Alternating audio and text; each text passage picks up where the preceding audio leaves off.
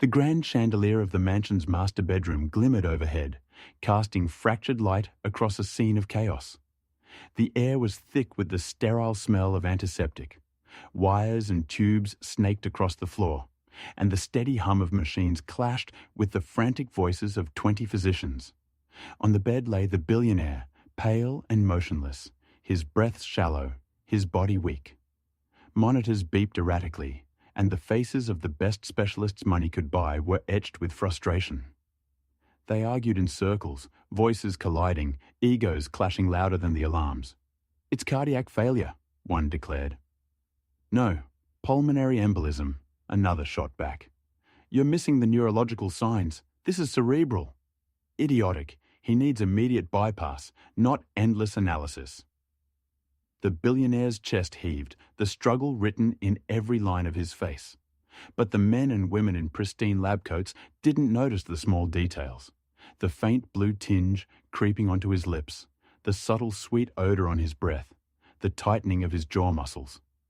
In the corner of the room, silent until now, stood the housekeeper, a black woman in her early 40s, dressed in a plain uniform, clutching a tray she had abandoned the moment her employer collapsed. Her dark eyes darted between the machines, the patient, and the frenzied doctors. Unlike them, she wasn't distracted by protocol or prestige. She was watching him, really watching him. Her heart pounded. She knew these signs. She had seen them before, long ago, in another life. She stepped forward, her voice tentative but clear. "Excuse me, you're treating the wrong thing." The doctors froze, then turned to her in disbelief. "What did you just say?" one of them demanded, his tone dripping with disdain. She swallowed, her hands trembling, but her voice steady. "It's not his heart. Look at his lips, smell his breath. This isn't cardiac, this is poisoning. You need to check for toxins." A ripple of laughter moved through the group. "Poisoning? Ridiculous. Do you have a medical license I don't know about? This is not your place, miss. Kindly step back." Her chest tightened, shame burning through her. But she didn't back away. She looked at the billionaire, fighting for his life, and whispered with quiet conviction, "You're missing it. You're making a mistake." The lead doctor waved his hand dismissively. "Someone remove her from the room.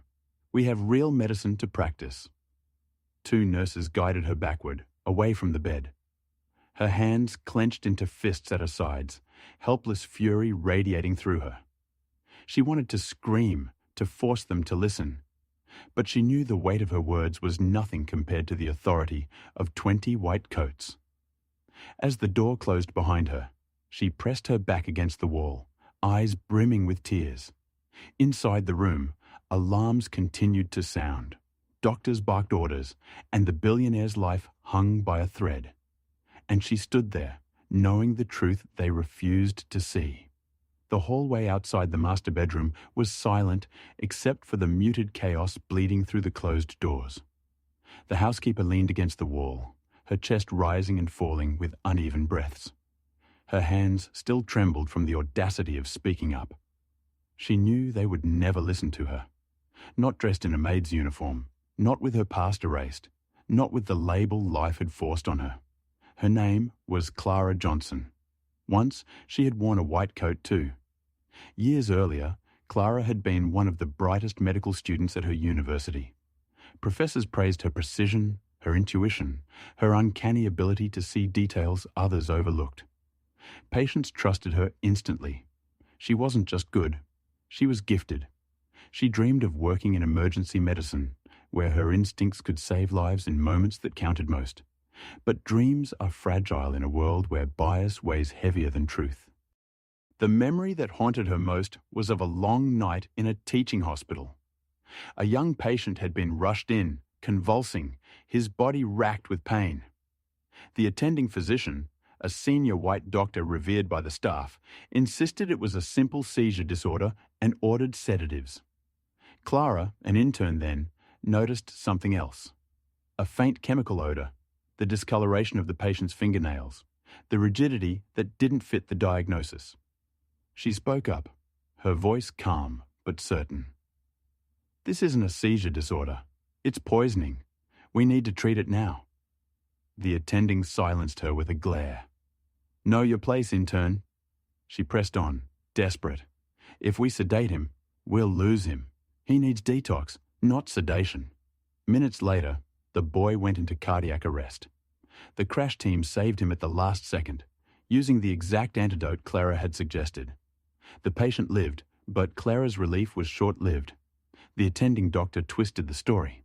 He claimed her hesitation nearly killed the boy, that her reckless speculation had caused dangerous delays.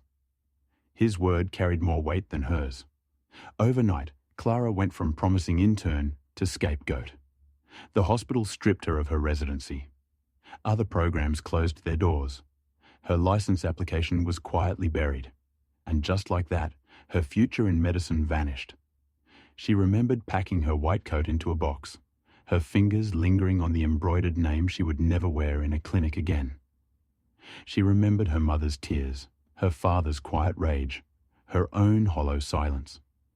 And so, years later, she found herself here, a housekeeper in a billionaire's mansion, cleaning crystal, dusting shelves, setting tables for parties she would never attend.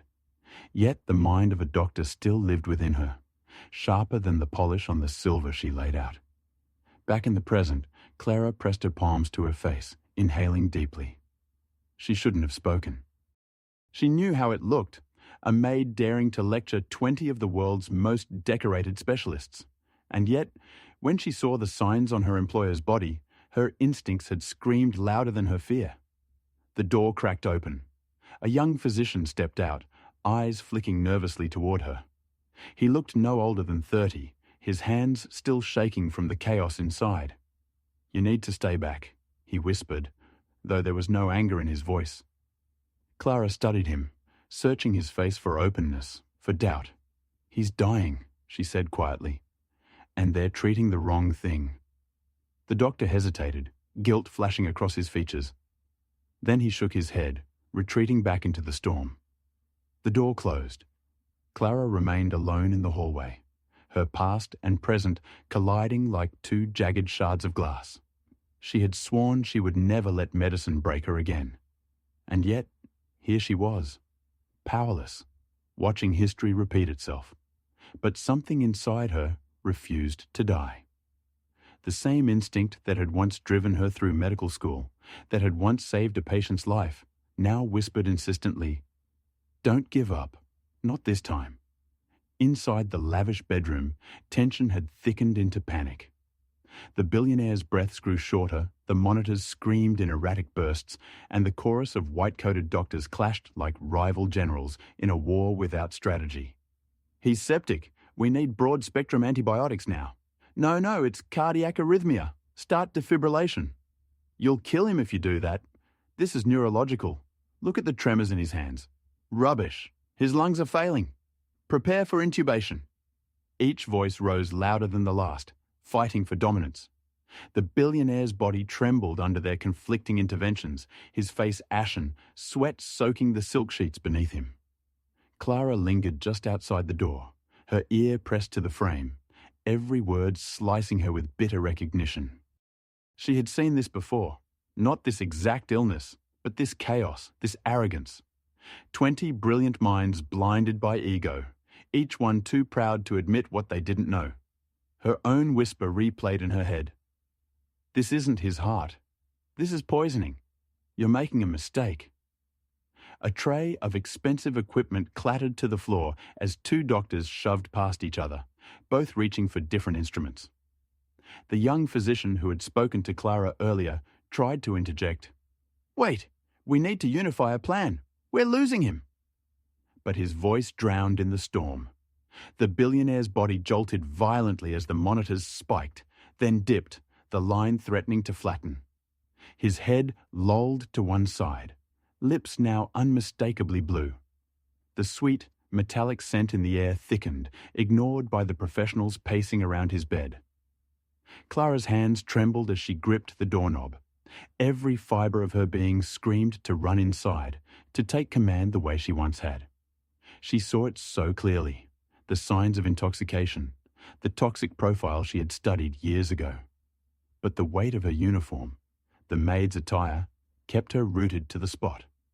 Inside, one of the older physicians barked, "We'll stabilize him through sedation. Restrain the convulsions." "No!" another shouted, pulling at his sleeve. "That will depress his system further." The argument spiraled, louder and louder, while the billionaire gasped helplessly. Clara closed her eyes, and for a split second, she wasn't standing outside a billionaire's bedroom. She was back in the teaching hospital, watching another patient slip away, because no one had listened. The boy's fingernails turning blue, the bitter scent on his skin, the professor's sneer as he silenced her. "Know your place, intern." She opened her eyes. Not again. She whispered to herself, barely audible, "If you sedate him, you'll kill him." Her words were lost in the cacophony, drowned out by the clash of egos inside. She pressed her forehead against the doorframe, tears welling. She couldn't watch another life slip through her fingers. The young physician glanced at the door again. For a moment, his eyes met Clara's through the small window pane. She mouthed a single word: "Poison." He froze, his brow furrowing. He looked down at the billionaire's chart, at the unexplained markers in the bloodwork. His hands shook as he gripped the clipboard tighter. "Wait," he said, voice rising above the din. "Look at his labs again. The lactic acidosis, the rigidity. This isn't matching cardiac failure." The senior doctor glared. "Don't be ridiculous. Focus on the heart." But doubt flickered across a few faces. The billionaire's body jerked again, the monitors shrieking. His pulse plummeted. The room descended into controlled chaos. A dozen hands moving, shouting orders, a tangle of wires and desperation. And outside, Clara's fists clenched so tight her nails dug into her palms. She knew the truth. She had known it the moment she saw him. And still, she was voiceless. For now. The monitors blared. The air in the billionaire's bedroom crackled with urgency. Doctors shouted over one another, their voices like clashing cymbals. Some were already preparing sedatives, others reaching for defibrillator pads. In the chaos, no one seemed to notice that the billionaire's breaths were becoming shallower, more ragged with each passing second. Outside the door, Clara's hands shook. She could almost feel the man's life draining away. She pressed her forehead against the doorframe, willing herself to stay calm. If they wouldn't hear her voice, maybe they would read her words. She snatched a pen and a scrap of paper from the housekeeping cart, her hand flying across the page with furious precision. "Check toxicology. Signs of poisoning. Stop cardiac treatment. You're worsening the condition." She folded it quickly, her heart racing. A nurse rushed past her in the hall, carrying supplies. Clara seized the moment, slipping the note onto the tray just as it disappeared into the room. Inside, the tray landed near the young physician, the one who had met her eyes earlier. He glanced down, frowning at the folded paper. Curious, he slipped it into his palm and unfolded it beneath the chaos of movement. His eyes scanned the words: toxicology, poisoning. For a heartbeat, he froze. He looked at the patient, at the blue lips, the tremors, the strange odor that clung faintly to the billionaire's breath. His pulse quickened. "Dr. Rivera," one of the senior physicians snapped. "Help me with the sedation prep." He hesitated. "Wait, something doesn't add up." The lead doctor cut him off, his tone sharp as a whip. "Enough second-guessing. He's going into arrest. Do your job." Rivera looked down at the note again, then at Clara's silhouette still faintly visible through the frosted glass pane in the door. His gut twisted. Meanwhile, the billionaire groaned faintly, a sound barely audible over the noise of machines. His chest rose and fell erratically. One nurse gasped as his pulse plummeted. "We're losing him." Rivera's voice rose above the panic. "Stop, just stop for a second. This doesn't fit cardiac arrest. His blood work points to metabolic collapse, not arrhythmia." The lead doctor rounded on him, furious. "You dare contradict me?" Rivera's hands trembled, but he pressed forward, brandishing the chart. "Look, elevated lactate, muscle rigidity, Sweet odor. These are classic markers of toxic exposure. The room fell into a stunned silence. A few doctors exchanged uneasy glances. One muttered, "He's right. It doesn't fully fit a cardiac profile." The lead doctor sneered. "And what? You're basing this on what? Some maid's guesswork?" Rivera's eyes flicked involuntarily toward the door, where Clara still lingered unseen. "Maybe it's not guesswork." The older physician scoffed, turning away. "Ridiculous. We don't take advice from the help." Clara's chest tightened as she overheard through the crack in the door. Shame washed over her, but it was quickly replaced by anger, not for herself, but for the man gasping for air inside. She whispered fiercely to herself, "If they won't listen, I'll make them." Inside, Rivera's doubt wouldn't fade. He glanced at the billionaire's face again, watching the faint twitch of his jaw muscles, the irregular spasms of his fingers. He remembered a lecture in medical school, rare poisonings that mimicked heart failure. Most doctors never saw a case in their lives, but Clara had seen it, and now so had he. The lead doctor barked new orders, dragging the team back into motion. But Rivera clutched the note in his fist, sweat dripping down his brow. He hadn't decided yet whether to risk his career by siding with the truth, a truth whispered not by 20 doctors, but by a woman no one wanted to hear. The billionaire's monitor wailed again, sharp and merciless. The line on the screen dipped dangerously close to flat. Rivera looked at the note one last time. And for the first time since the chaos began, he started to believe her. The room was a storm of clashing voices, but Dr. Rivera moved with deliberate focus, clutching the note like a lifeline. He slid it into his pocket before anyone else could see. His eyes darted to the lab tech hovering near the machines, hands trembling under the barrage of contradictory orders. "Run a tox screen," Rivera whispered urgently. The tech blinked. "We're not authorized." "Now," Rivera hissed, shoving a blood sample toward him. "Quietly. Don't log it yet, just run it." The tech hesitated, then nodded, slipping into the side lab. Rivera exhaled, his pulse hammering. Across the room, the lead doctor stood tall, his arms crossed as if daring anyone to challenge his authority. "We stabilize the heart, we sedate the seizures, and we keep him alive long enough to transport him. That is the plan." Another doctor, a woman with tired eyes, spoke carefully. "But what if Rivera's right? The profile—" The lead doctor snapped, "Rivera is a resident, barely more than an intern, and we're not going to gamble a billionaire's life on the fantasies of the housekeeping staff." Clara flinched outside the door, every syllable a blade. She pressed her fists against the wall, whispering through clenched teeth, "This isn't fantasy, it's medicine." Inside, Rivera's jaw tightened. "Sir, with respect, there are inconsistencies. His labs are fine," the older man barked. "We follow protocol, not fairy tales. Or do you want to explain to the press that we lost him because you listened to a maid?" Laughter rippled through a few of the others. Rivera's face burned, but he stayed silent. He couldn't argue without proof. Not yet. Minutes stretched like hours. The billionaire's body convulsed again, the monitor shrieking, his pulse stumbling dangerously low. Sweat slicked his skin, his lips a deeper shade of blue. Rivera glanced toward the side lab door, willing it to open. His fingers tapped against the clipboard, the folded note crinkling in his pocket. Finally, the lab tech re-emerged, pale and wide-eyed, clutching a printout. He slipped it to Rivera quietly, almost fearfully. Rivera's eyes scanned the page. Elevated toxin levels, abnormal metabolites, markers impossible to ignore. His breath caught. Clara was right. He looked up, his voice rising. "It's confirmed. Toxicology shows clear signs of poisoning. We need to treat for toxins immediately." The room froze. All eyes turned to him. The lead doctor sneered, his lip curling. "Impossible. Cross-check the machine. This is contamination." Rivera slammed the chart against the desk, his voice sharper now.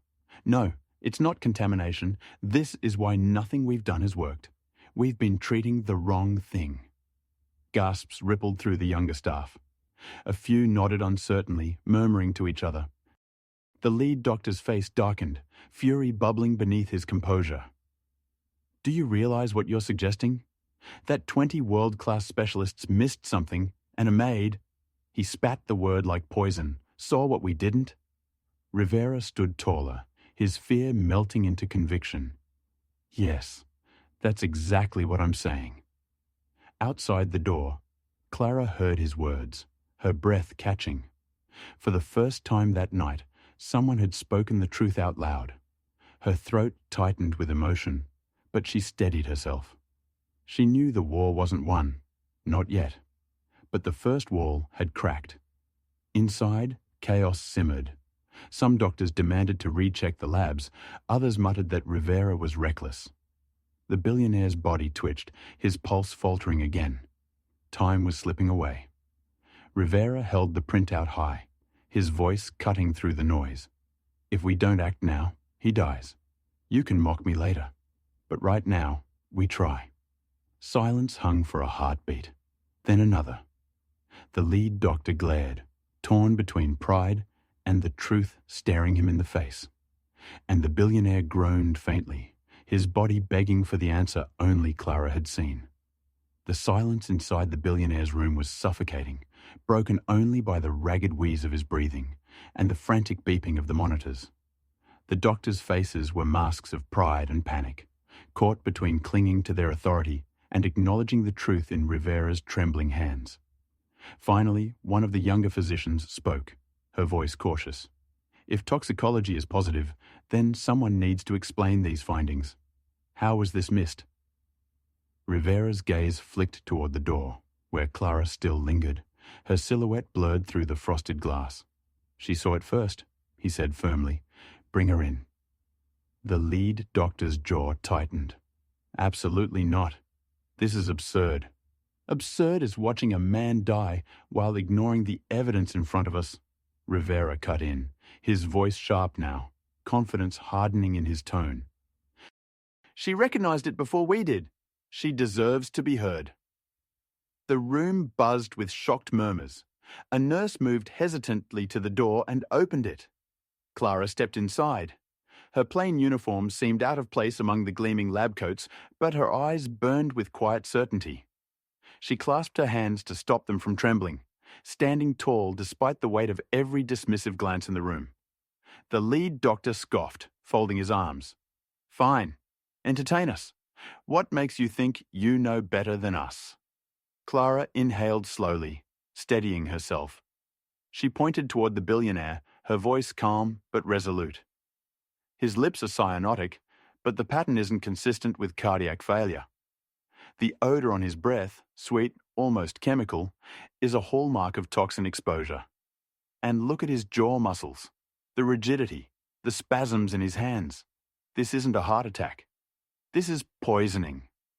Her words cut through the room like a scalpel. Several doctors leaned closer to the patient, noticing details they had overlooked in their frenzy. One muttered, "She's right. The spasms are subtle, but they're there." The lead doctor sneered. And how exactly would a housekeeper know that? Clara's chest rose and fell. For a moment, she hesitated.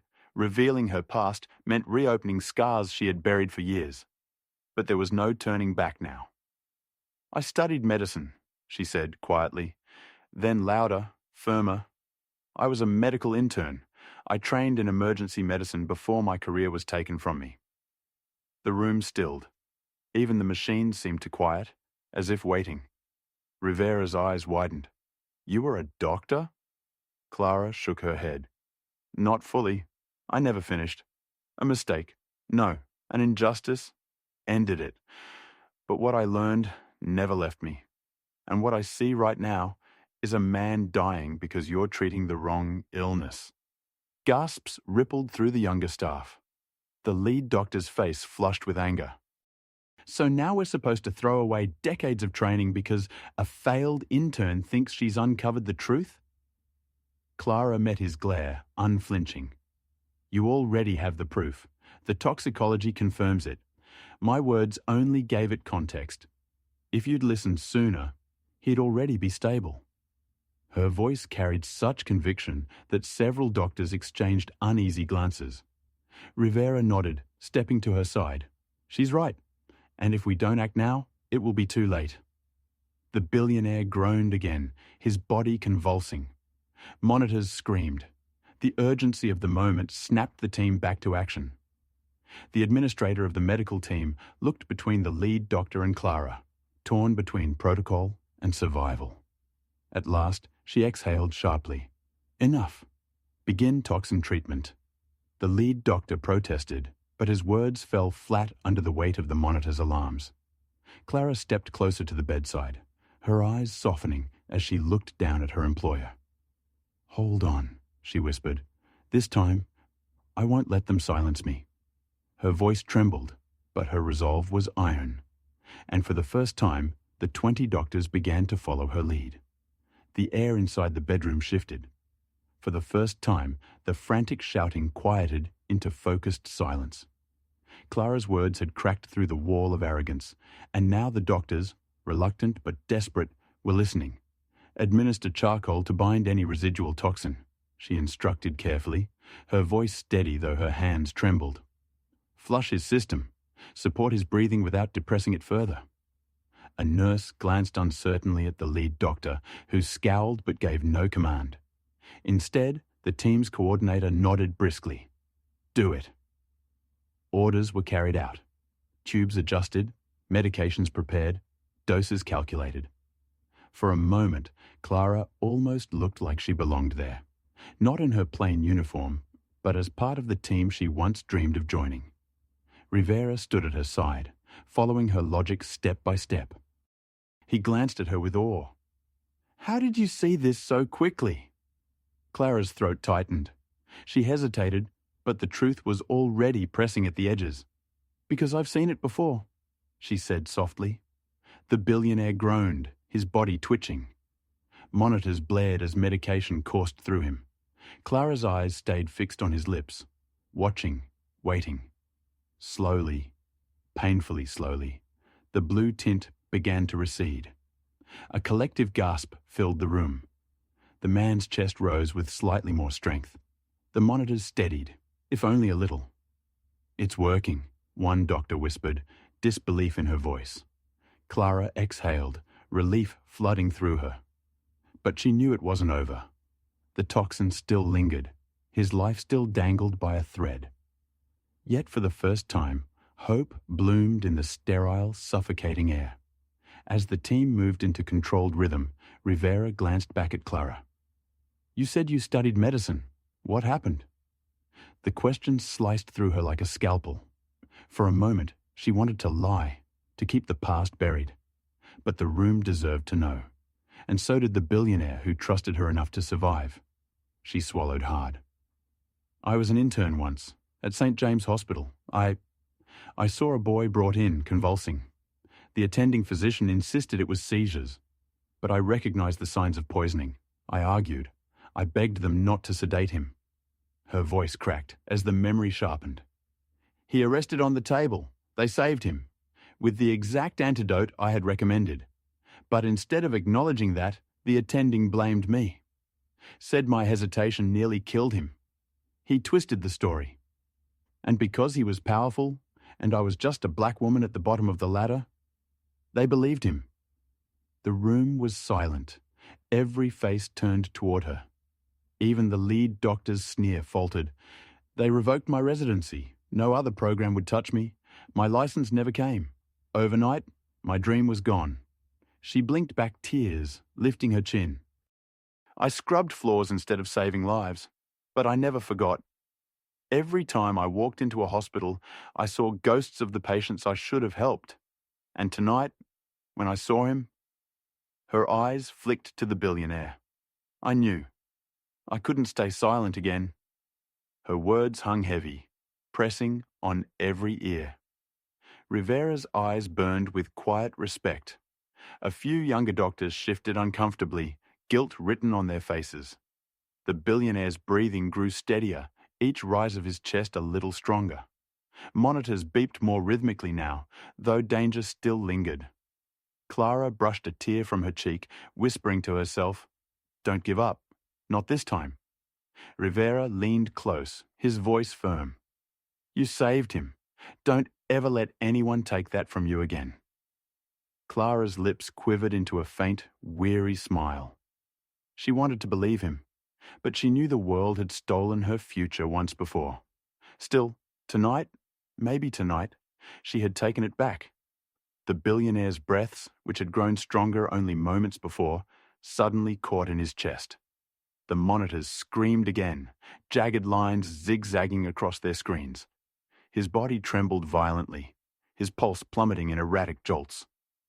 Gasps filled the room. Nurses froze mid-task. One of the physicians shouted, "We're losing him again." Instantly, the lead doctor pounced. "Enough of this toxin nonsense. We wasted precious time. We go back to the cardiac plan. Prepare epinephrine and sedation." Rivera stepped forward, blocking the tray. "No, that will kill him." The older man's face twisted with fury. "You dare defy me again? He's crashing." Rivera's hands shook, but his voice rang firm. "We have proof this isn't cardiac. Look at the tox screen. Look at his symptoms." Clara was right. All eyes turned toward her. Clara, who had been standing silently near the bed, clenched her fists at her sides. She could feel the pull of fear, the same fear that had silenced her years ago. But as she looked at the billionaire's face, pale, fighting for life, something inside her hardened. She stepped forward, her voice slicing through the noise. "If you sedate him, you'll shut down his system completely. He won't survive. You need to counter the toxin, not fight a phantom heart condition." The lead doctor scoffed. "And we should take advice from a maid?" Clara's voice rose, stronger now. "No. You take advice from someone who studied medicine, who's seen this before, who watched a patient almost die because arrogant men like you ignored the truth. I won't let it happen again." The room went silent. Even the machines seemed to pause between their shrieks. Rivera grabbed a syringe, his movements swift. "We need atropine, not sedation. Now." The lead doctor lunged, trying to stop him, but Clara's voice thundered, "Do it!" Her authority shocked even herself. Nurses, caught between conflicting orders, froze for a heartbeat, then moved toward Clara and Rivera. The antidote was drawn, the line prepared. The injection slid into the billionaire's vein. For a breathless moment, nothing changed. His body convulsed once more, monitors blaring dangerously close to flat. Then, slowly, his chest rose deeper, stronger. The beeps steadied into a fragile rhythm. The room exhaled as one. Relief crashed like a wave. One doctor whispered, "It's working." Another murmured, "She was right." But Clara didn't relax. She knew better than to celebrate too soon. She kept her eyes locked on the billionaire's face, her voice steady, though her body shook. "He's not out of danger. Keep the detox protocol running. Monitor every response." Rivera nodded, already barking precise instructions, his confidence surging. Nurses moved quickly now, united, no longer hesitant. For the first time, Clara felt like part of a team again, not an outsider, but the voice guiding them all. The lead doctor stood stiff, his face pale with humiliation. His authority had crumbled, and in its place was a gaping wound of pride. His eyes burned into Clara, but he said nothing. He had lost. Clara ignored him. She had no space left for his arrogance. She leaned closer to the billionaire, whispering under her breath, "Stay with us. You've survived too much to end here." For the first time in years, she felt like the doctor she was meant to be, not by title, not by paper, but by purpose. The steady rhythm of the monitors was fragile but undeniable. Each beep sounded like a victory, a heartbeat reclaimed from the edge of oblivion. The billionaire's chest rose more evenly now, though his skin was still pale and damp. Nurses adjusted lines and monitors with renewed precision, no longer panicked, but purposeful. Rivera glanced at Clara, a faint smile tugging at his lips. You did it. He's stabilizing. Clara shook her head slightly. We did it, and he's not safe yet. The toxins may rebound. Keep flushing his system and prepare for a second dose if needed.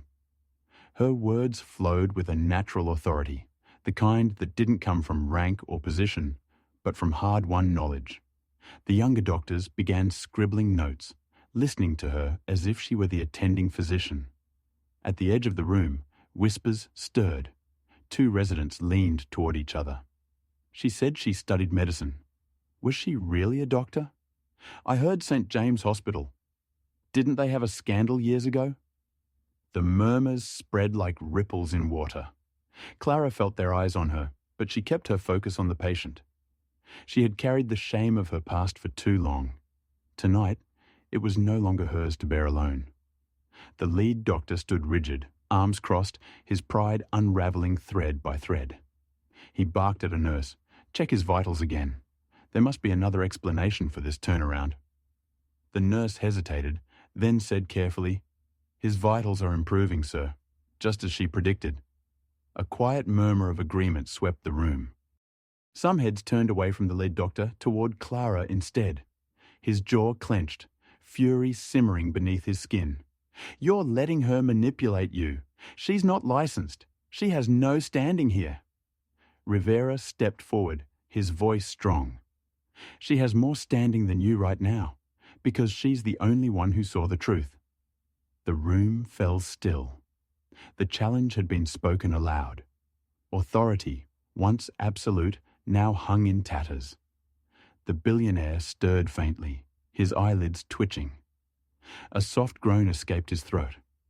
Clara leaned in, speaking gently. You're safe. We've got you. His lips parted, the faintest whisper breaking free. Clara. Her breath caught. He knew her name.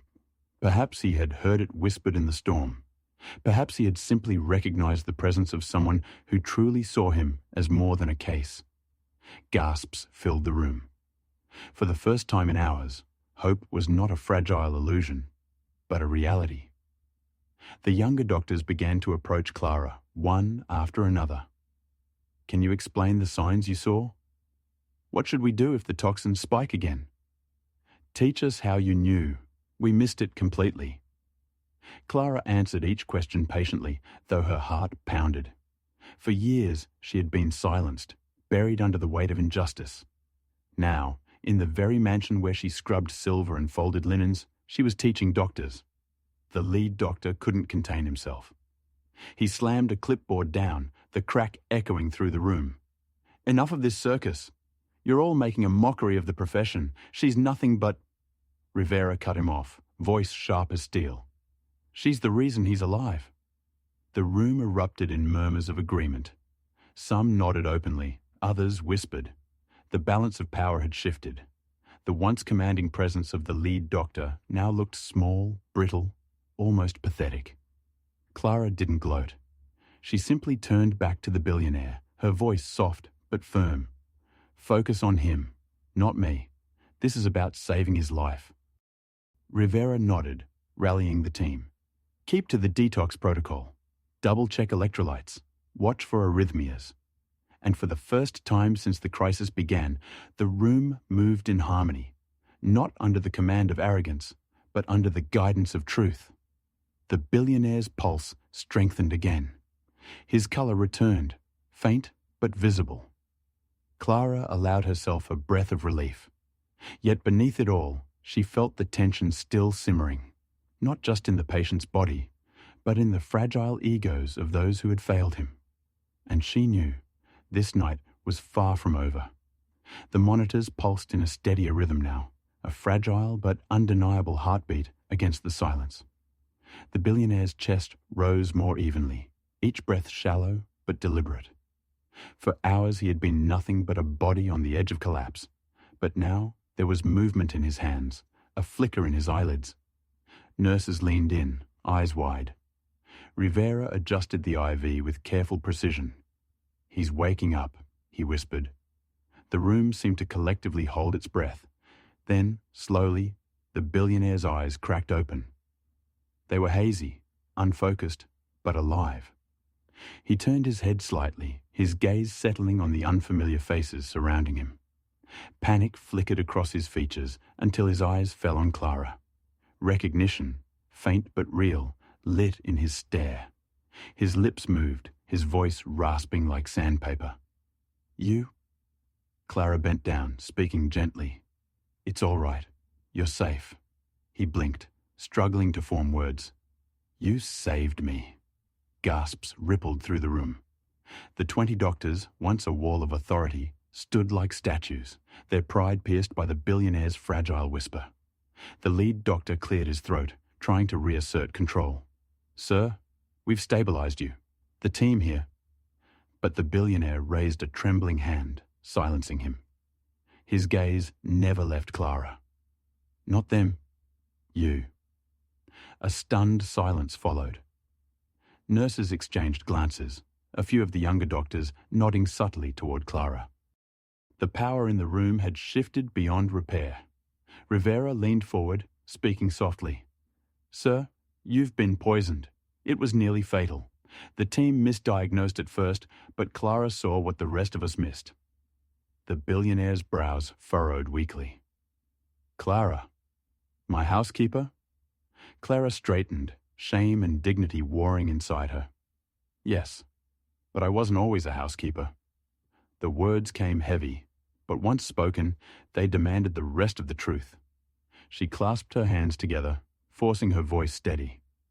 "I was an intern once, at St. James Hospital. I lived for medicine. I dreamed of saving lives. But one night, a patient came in with symptoms like yours. I recognized it for what it was. Poisoning. I begged them not to sedate him. The attending didn't listen. He nearly died before they finally used the antidote." Her voice caught, her eyes glistening. "They twisted the story, said I hesitated, said I almost killed him. They stripped me of everything. My residency, my license, my future. One man's pride destroyed my life." The billionaire's expression hardened, even in his weakened state. He turned his head slowly toward the assembled doctors. "And tonight, you nearly did it again." The lead doctor bristled, his face reddening. "Sir, with all due respect." But the billionaire's voice, though weak, cut through him like steel. "Respect? You gave me arrogance. You gave me failure. She gave me life." The room went deathly still. Even the beeping of the monitors seemed muted beneath the weight of his words. Clara lowered her gaze, her chest heavy. She had spoken her truth, laid bare the wounds she had carried for years. Whether they judged her or dismissed her no longer mattered. For the first time, she had not hidden.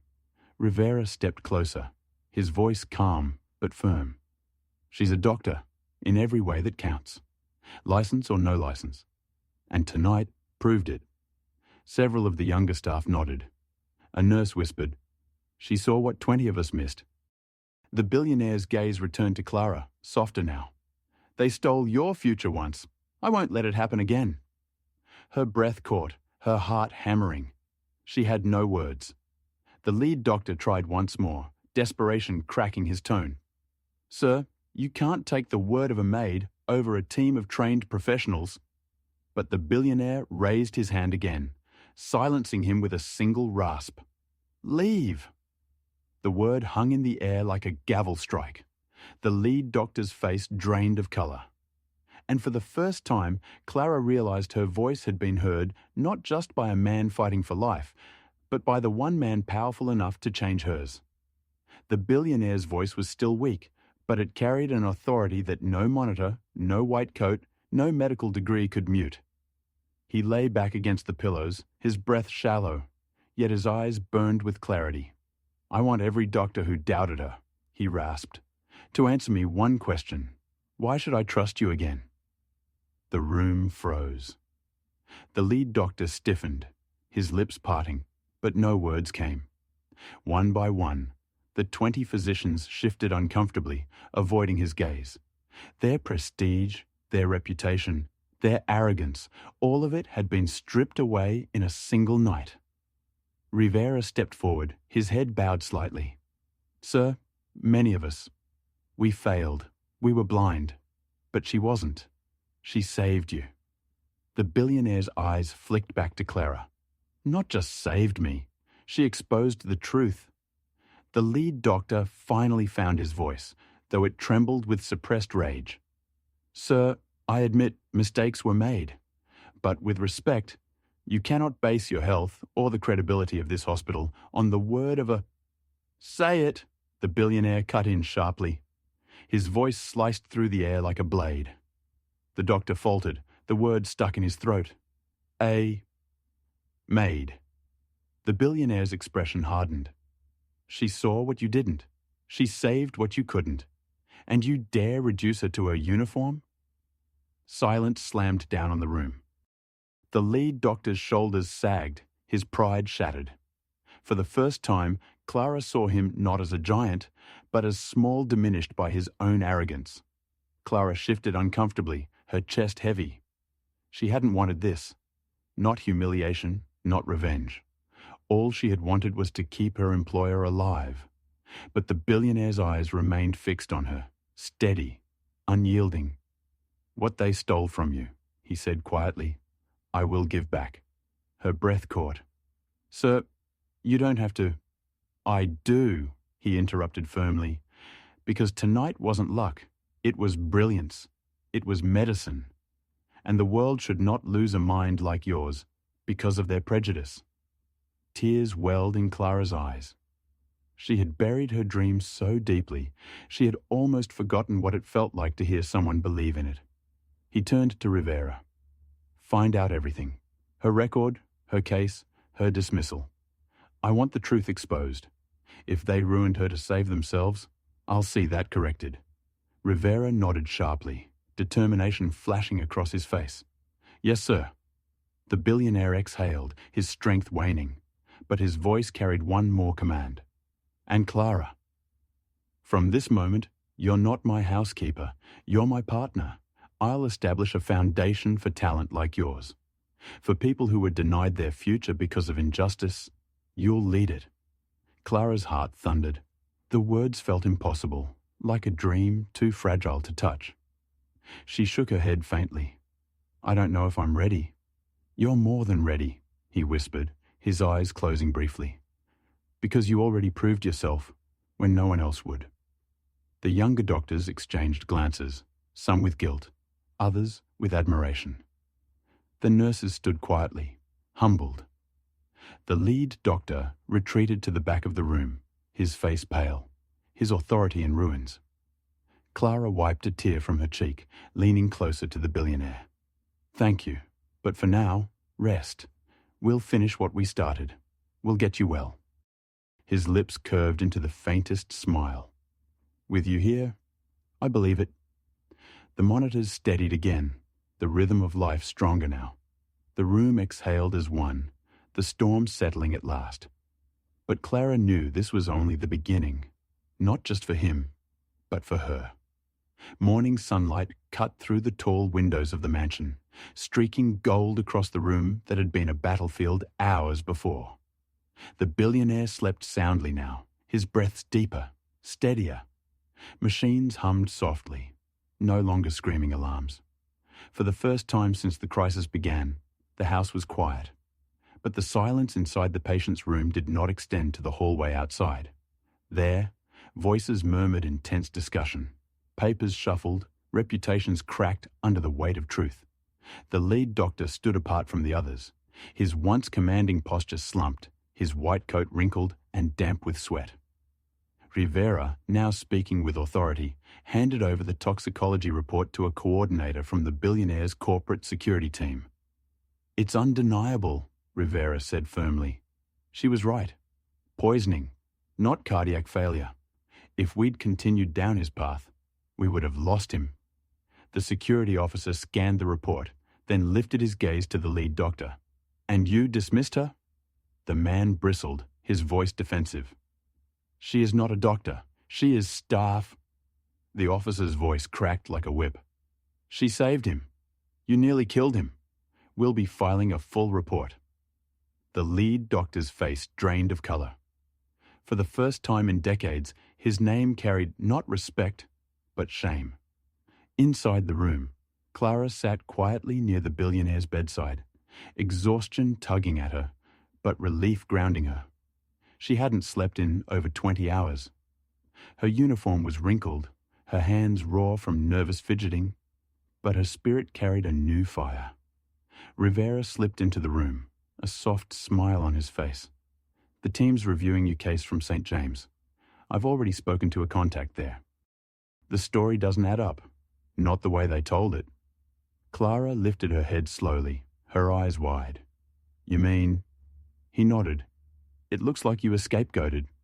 The attending twisted the truth to protect his own record. People are finally willing to say it out loud. For a moment, Clara couldn't breathe.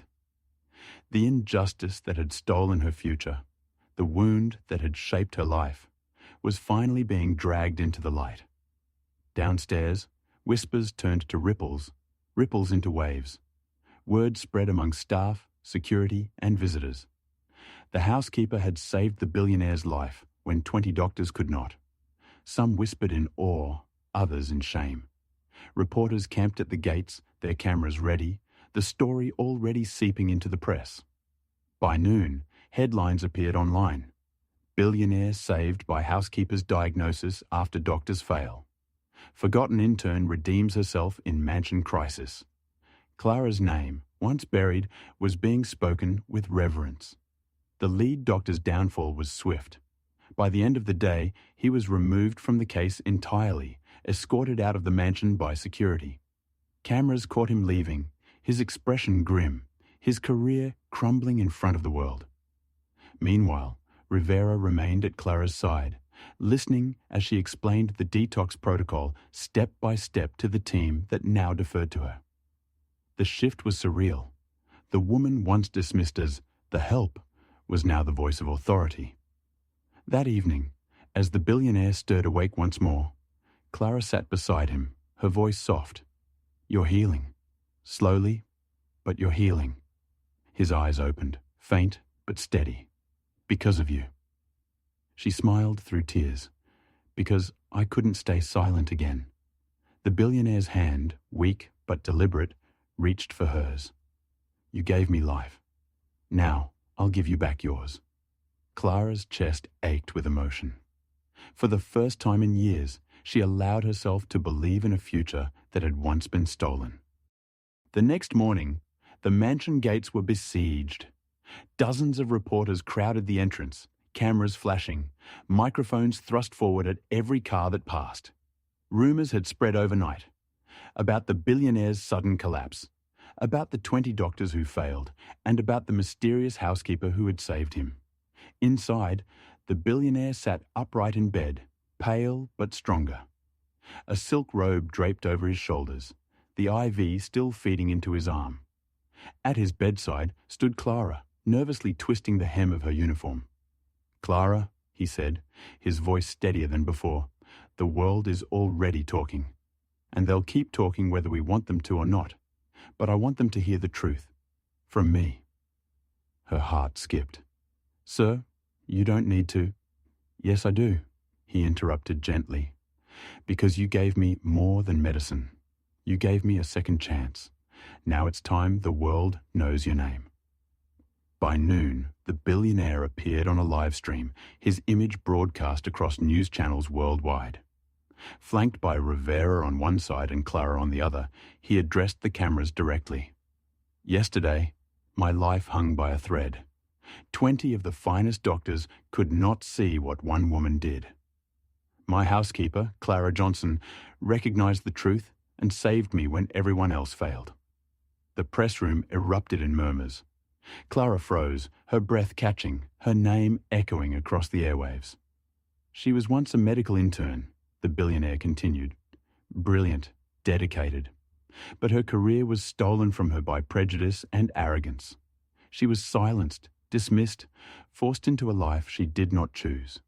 Yet when my life was at stake, she rose again, and proved she was the doctor she was always meant to be." Gasps and applause erupted among the journalists. Questions flew, but the billionaire raised a hand. "From this day forward, Clara Johnson will no longer work as my housekeeper. Instead, she will join me in founding a program for lost talent. Men and women denied their dreams by injustice. We will give them back the future that was stolen, starting with her. The room exploded with flashing cameras. Headlines were written in real time. Billionaire credits Black housekeeper for saving his life. From maid to medical hero. Clara Johnson's story. New foundation to support lost talent announced. Clara stood frozen, tears streaming silently down her cheeks. She wanted to disappear and to soar at the same time. For years, she had carried shame like a second skin. Now, in front of the world, her name was spoken not as a warning, but as a beacon. Outside, reactions rippled. Viewers across the country flooded social media with praise. Former classmates posted, "She was always the brightest among us." Activists wrote, "This is what happens when systemic prejudice steals futures." Families shared stories of their own loved ones who had been silenced. But not all voices were supportive. Some critics sneered that the billionaire was dramatizing his recovery, that Clara was a convenient symbol. Yet the truth was undeniable. She had seen what 20 trained doctors had missed. And the billionaire's survival was proof enough.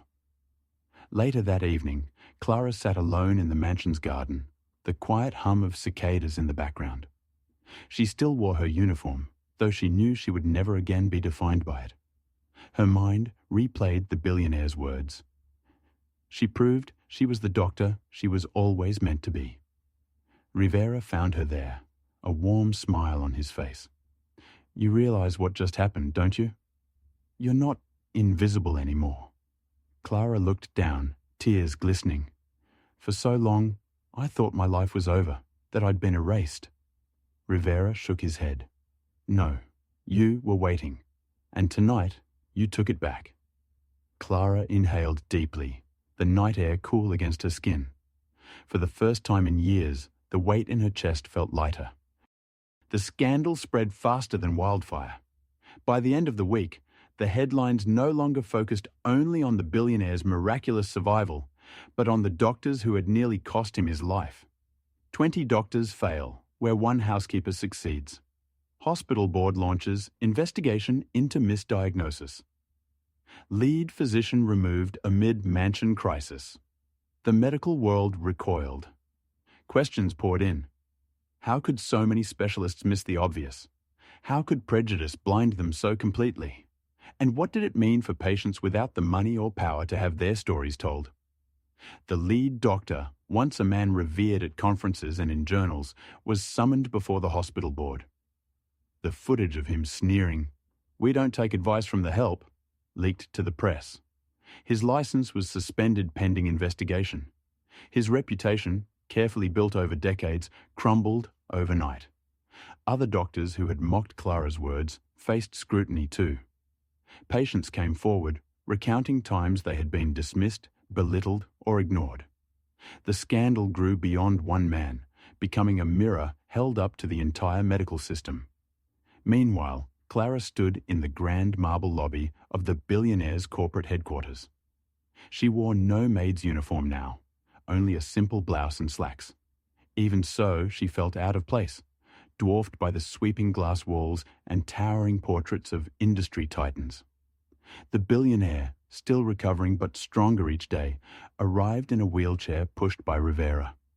His presence filled the room, not as a patient now, but as the leader he had always been. He gestured toward the gleaming plaque unveiled before them, the Johnson Initiative for Lost Talent. Clara froze, her breath catching. Her name etched in gold letters seemed surreal, almost untouchable. The billionaire's voice, though quiet, carried warmth. "You saved me, Clara. But more than that, you reminded me of something I'd forgotten.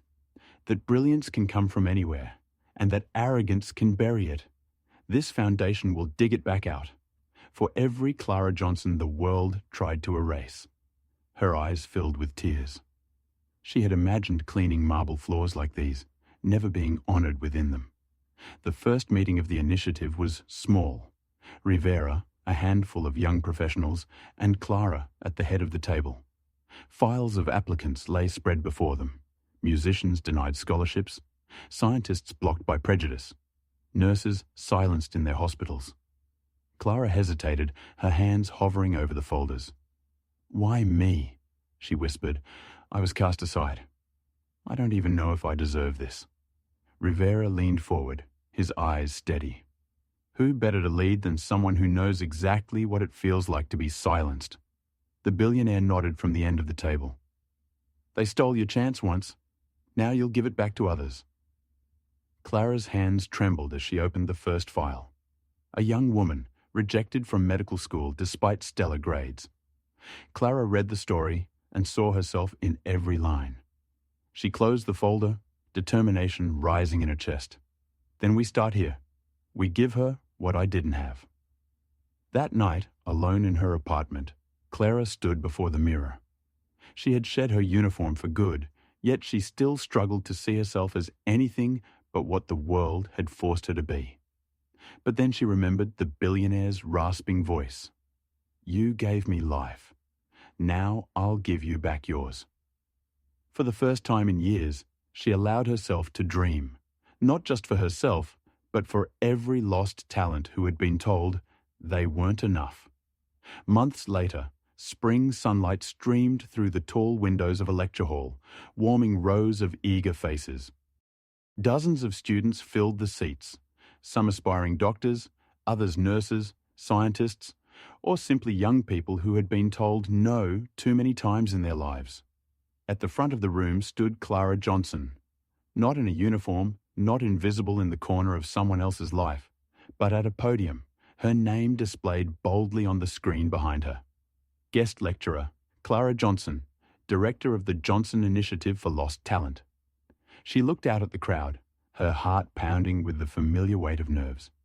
But when she spoke, her voice was steady. "I was once in your seat," she began. "I dreamed of saving lives. I trained, I studied, I worked harder than anyone. And then, in one night, because of one man's pride, it was taken from me. For years, I believed I was finished, that my voice didn't matter, but one truth remained. Knowledge doesn't vanish just because someone refuses to hear it, and courage doesn't disappear, even when it's buried under silence." The room hung on her every word. I stand here not as a doctor by title, but as a doctor by action. And what I want you to remember is this. You are more than the uniform, more than the approval of others. You are your integrity, your compassion, your willingness to speak when silence is easier. That is medicine, that is healing, and that is what will change the world. Applause thundered, echoing through the hall. Students rose to their feet, some with tears in their eyes. Clara smiled, her chest swelling with a pride she had thought lost forever. Across town, the billionaire had returned fully to his empire. At a press conference, he stood tall once more, his suit impeccable, his voice strong. "I was saved not by wealth, not by prestige, but by truth, by the courage of someone the world dismissed. Let this be a reminder. The future doesn't belong to arrogance. It belongs to those who listen, who see, who refuse to give up." His words made headlines. Investors applauded his resilience, but what truly resonated was his humility. He had built fortunes, but he knew now that the greatest wealth lay in people like Clara. The lead doctor's career had ended in disgrace. His name faded from journals and conferences, remembered only as a cautionary tale. Other physicians, humbled by the scandal, re-examined their practices, some even reaching out to Clara's foundation to learn. The Johnson Initiative flourished. Within a year, it had funded scholarships for students, research grants for overlooked scientists, and support for whistleblowers in hospitals across the country. Clara met each new fellow personally, her story a beacon that drew the silenced back into the light. One evening, Clara stood once more in the mansion garden. The air was warm, filled with the scent of jasmine. The billionaire joined her, walking unaided now, his strength restored. He looked at her with quiet gratitude. You gave me life, he said again, the words softer this time. And now you've given life to so many others.